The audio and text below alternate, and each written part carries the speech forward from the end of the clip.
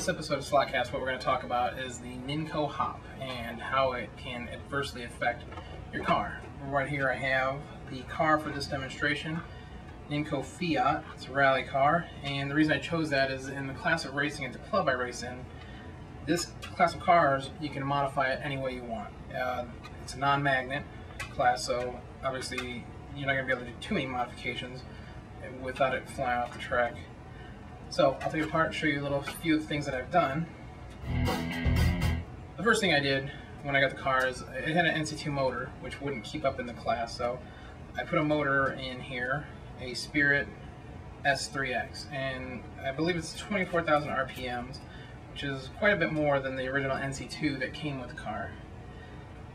Next thing I had to do to get this car to kind of calm itself down, or what I thought I could do, I changed the axles. First thing I did, changed the axles and got rid of the Ninco, the cheap axle. The Ninco axle has a lot of slop in the bearings, and so I had to get rid of that. Put in a new gear. I actually took the Spirit gear that I had that came with this motor in another car that I had, which was a 927, the same as the car came with originally.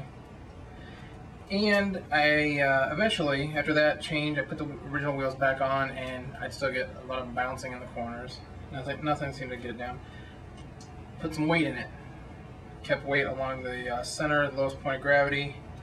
Nothing, still boink, boink, boink around the corners. Pro race guide on the front, lower brushes. Eventually, I couldn't get it to get where I wanted it to be in racing. And admittedly, it was only a $20 car. I think I got it from Cincy Slots. $20 on their special page. Can't beat that. Took the wheels off, replaced it with metal wheels here from, what is it, Slotted 312 PV. I also took the front wheels because they were small and they fit well. And that means I had to change the axle out. So, a lot of modifications done to this car, and still hopping around corners. Drives me nuts. So eventually, what I did here to cure that, we'll go to in this next segment. This demonstration, I've replaced the NC2 motor with the Spirit S3X motor, which has a lot more speed and RPMs, and it really makes it hop really well for this demonstration. Tires are super tires. Nothing unusual about this car at this point. What we'll do is we'll take a few laps on the test track, and hopefully we can get a few good examples of just what the Ninco hop does and how it affects your racing performance.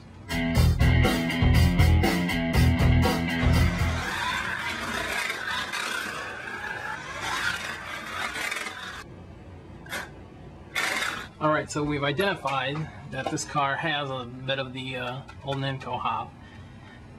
What happens here is, let me take this apart for you and I'll kind of give you an idea of what causes it and how we can fix it.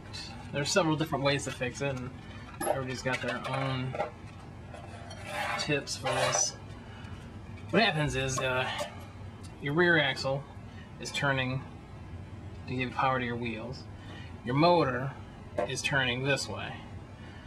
What happens is your motor, when you rev it up, you see it's got some play in there. It wants to, basically when it rotates, it wants to hop like that. Now your wheels obviously don't enjoy that because they're being, one angle will be being pushed up, and that's causing the car to do this very fast. You probably can't see it when it happens. All you see is your car just bouncing along, and it's irritating. Especially when you come out of a corner, you want to hit the gas on. If you're coming out of a corner into a straight, you get on that gas on a Ninco car and it's just hopping along. The other guy who's smooth goes right past you.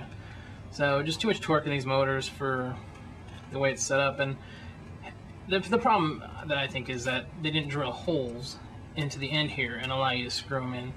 So what I'm going to do on this demonstration is show you how to take care of that. Most of this can be done by eyeing it. What you do is you'll look at the motor from this angle. You'll see those are the holes that secure the motor if you had a different motor pod. Let me see if I have one. You'll notice the slotted motor pod for their boxer motor has two holes in it, and when you put the motor in, you can secure it with two small screws. And I believe they give those screws to you when you buy the angle winder pod. You can buy those aftermarket. I think I've picked up a 10-pack for really cheap at one of the slot car stores. And what you can do on your Ninco then, take your marker and line it up. What you're going to want to do here is mark off straight as line as you can. You can grab a ruler if you want. You're going to need an extra hand, I think. But you can eye it. I mean, take a look here, mark it, take a right angle, set it in there, and it's pretty close. Just got to be close enough to it. Doesn't have to be perfect. You're just going to get close to it. Now, I'm going to pop out my axles here, place the motor in, and with a Dremel tool, once again we go back to our Dremel tool. These Dremel bits are really nice because they come in a variety of sizes. Got our Dremel ready. Place your motor back in your pod. Go on and make sure there's no dust in there. What you're trying to do here is line up, approximate, and it also helps to, if you've got a longer bit, great, but back your bit out just to where you barely have it in there, but cinch it in tight. Now check it, make sure it spins correctly. You don't want it flopping around. From the back here, you're going to want to get it down, look at eye level, and basically just start a hole. Get the hole started. You don't have to drill all the way through it, just enough to cut some plastic out of there. Pop your motor out. Slowly. You don't want to go too fast because you're going to break this plastic. I've broken a few chassis, but you can get chassis replacements for $4 or $5. And once it's secured, press your drill bit, try to keep it straight and level, press it through, get a hole through there. Now, I only need one hole. You may need to do both. It just depends on the car you have and your situation. Once I get in here, I can take a look at it and see how close I am. Now, for some reason, when I drill, I must be going at an angle, I'd say like that, into it. I'm not getting a good flush hole in there. And a lot of times what I have to do is, and that's why I start with this much smaller drill bit that I need. That way, if I'm a little too high, I can just go in at an angle and push it down, you know, like this, until I can see the hole. And in this case, you can see you're pretty much well lined up with that hole.